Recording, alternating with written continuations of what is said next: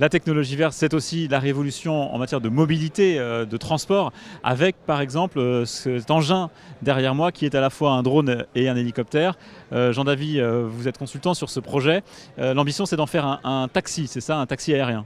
Voilà, tout à fait. Donc l'ambition, c'est de développer en effet un réseau de mobilité urbaine alternatif 100% électrique pour pouvoir œuvrer au maximum au plus près des grandes villes et dans un environnement urbain ou périurbain.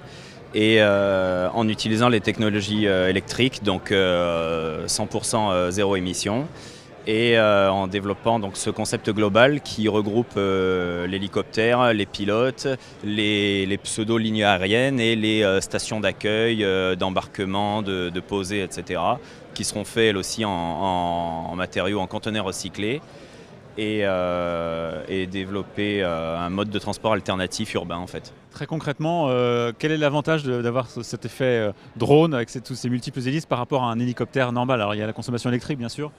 Oui, alors du coup l'effet drone, là il y a 8 moteurs reliés à 8 batteries. Chaque moteur est relié à une batterie, les circuits électriques sont isolés pour augmenter la sécurité. L'engin est en cours de certification par l'Agence européenne de sécurité aérienne. Donc pour l'instant c'est une phase test. Et un autre intérêt en fait, à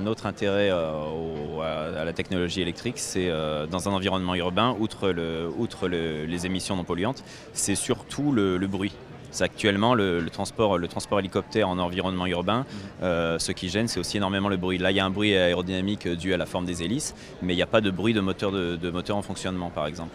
Vous l'avez déjà fait voler, il faut un pilote, il n'est pas autonome, hein. Alors tout à fait, non, nous on a choisi de maintenir le concept un pilote à bord. Le vol autonome, pour nous, c'est pas pour demain. Même la certification avec un pilote, elle est pas acquise tout de suite. On table sur 2022, mais non, pour l'instant, non, le vol autonome, pas tout de suite. Vous voulez combien de temps avec une recharge de batterie et sur quelle distance à peu près? Alors pour l'instant, la technologie batterie étant ce qu'elle est, elle nous autorise une